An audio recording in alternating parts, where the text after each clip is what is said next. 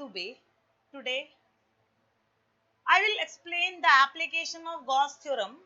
It is written here part 2 because in the previous video, if you will get contacted with it, it is explained about shell and solid sphere. So that I have taken as part 1 and here I have written as part 2. This is electric field intensity due to infinite sheet of charge of uniform thickness. So you see here we have taken this uniform sheet of charge, and on that sheet we are having surface charge density sigma. Because it is a sheet, so the charges will reside on the surface. Now you see there can be four directions of a, what we have done, we have taken a uniform circular cylinder of area A. It is taken like that because this sheet is of infinite. So we cannot take the full, so we have considered a small area, that is A. And in this area, this cylindrical area which we have taken A, we have to find out the electric flux. If the cylindrical portion is cut from there, it can have area vector along the direction of electric field and perpendicular to the direction of electric field, and that is just specified as n cap. Now you see here, when we have taken this E on the left hand side, it is coming E n cap, and this perpendicular vector E and n cap will become 0 because when we are finding flux, we are always using E ds cos theta, and cos 90 obviously it will be 0. So here electric field over these charges 2 E and ds, 2 E ds. Here it is E dot n cap ds. It can be coming as cos 0 degree, and when it is coming as cos 0 degree, it will be E ds because cos 0 is always 1, and total electric flux will be 2 E ds. Here phi equals to 2 E ds will come. Now as per Gauss theorem, here by Gauss theorem, phi is equal to q upon epsilon 0. Okay. So this Gaussian surface area which is taken here is a circular cylindrical part, and it will be coming as 2 EDS q upon epsilon 0 because phi equals to 2 EDS and phi equals to q upon epsilon 0. When we will compare it, we can also substitute the value of q upon s ds equals to sigma, or q equals to sigma ds can be substituted here in place of q. So when we substitute here, sigma ds and ds will get cancelled, and when ds and ds gets cancelled, we are getting equals to sigma upon 2 epsilon 0, and if we are going to find out in vector form, it will be assigned n cap here, and this n cap generally represents the direction.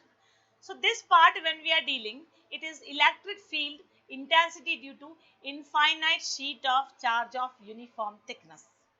Now, if we have taken a conducting plate, we can just imagine a part here, one electric field intensity of left hand side because charges will be there assigned, and this EA and EV will be, EA will be due to the A plate, EB will be due to the second plate. On the other side, EA will be due to the second plate, first plate, and EV will be due to the second plate, and n cap, as it is a unit vector, it is area vector, it will be always perpendicular to the surface. Here these EA, EB and n cap are in the same direction, so it will become EA equals to sigma upon 2 epsilon 0. EB also will be sigma upon 2 epsilon 0 on left hand side. At the same time, on the right hand side, we will have sigma upon 2 epsilon 0 and sigma upon 2 epsilon 0 due to plate A and due to plate B. But when in the inner region of the two plates we consider here at point P, what happens? Due to plate A, electric field will be in direction from right to left, but in field at point P, electric field due to plate B will be from left to right, and they neutralize each other. So this field will not be existing. But here on the left hand side, we will get sigma upon 2 epsilon, sigma upon epsilon 0. In the same way, on the right hand side, we are having sigma upon epsilon 0. So whenever we are finding electric field intensity due to a conducting plate, it is obviously coming as sigma upon epsilon 0. But when we are taking due to infinite sheet of charge, we are getting it as sigma upon 2 epsilon 0. That is the marked difference. Now you see here both the plates were charged with same type of, both the plates are charged with the same type of charges, plus and minus, and surface charge density here we have taken sigma and here also sigma. So the formula comes like that. If we are having surface charge density different, sigma A and sigma B, then obviously for A it will become sigma A, for B it will become sigma B, and then you will get here also sigma A, sigma B, and finally when we were getting here, it becomes 1 up sigma 1 upon 2 epsilon 0 sigma A plus sigma B. That will be the electric field. This concept will be there if we have taken the two charge density sigma A and sigma B, and both charge densities are not equal, but both are positively charged. Both are positively charged. Here one more concept you can just imagine, and that concept here we have taken, that is a special case for that.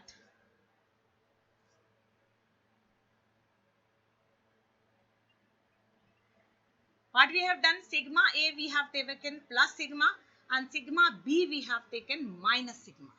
Means two plates we have taken, but these two plates are having equal charge density of opposite nature. When they are having equal charge density of opposite nature, then what happens here? Here we will get one sigma A, sorry EA, this is plate A and this is plate B, and one we will get EB. So when we are finding out, this is region 1,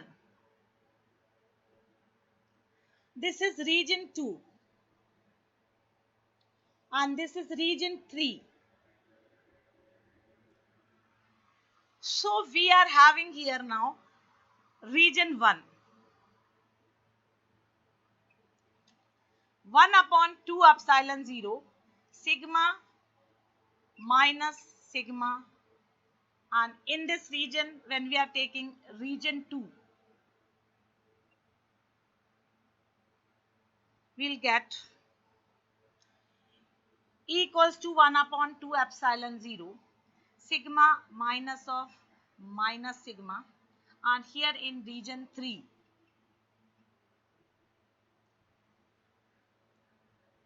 we will get here E equals to 1 upon 2 epsilon 0 sigma minus of minus sigma,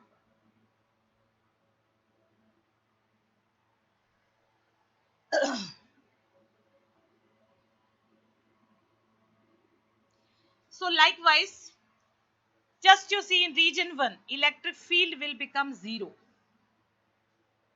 Here electric field will become sigma upon 2 sigma upon 2 epsilon 0, that will become sigma upon epsilon 0. Now you see in region 3 what happens. When we are coming to region 3, electric field will be coming here 1 upon 2 epsilon 0 sigma minus of sigma.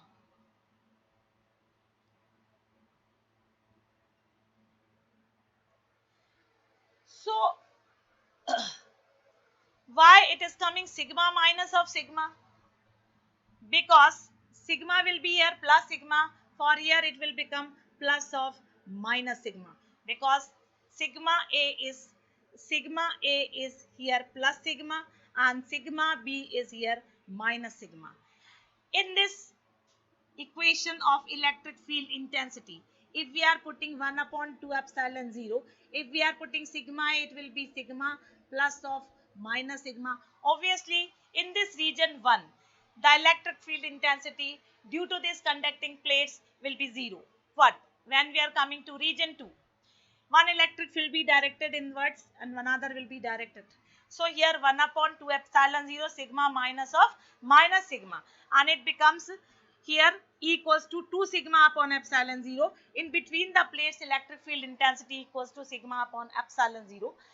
Finally, we are coming to reason 3, and when we are coming to reason 3, 1 upon 2 epsilon 0 sigma plus of minus sigma. Why sigma plus of minus sigma? Because for this electric field intensity, it will be positive sigma, and for this, and it becomes 0. So whenever we are taking a conducting plate, in that conducting plates, if we have taken, we have divided that conducting plates between three regions, and if that is divided between the three regions, and then on both the plates we are giving two equal and opposite surface charge densities. Obviously, in region 1 and region 2, that is outside the plates, electric field intensity will be 0. Electric field will be existing only between the plates. This concept will be more clear when we will deal with capacitors. Capacitor, working principle of capacitor is generally based on this fact. So that's all for application of Gauss theorem part 2. Already for solid sphere and shell I have completed in previous videos. So here it comes to end, and this is our application of Gauss theorem part 2. Thank you.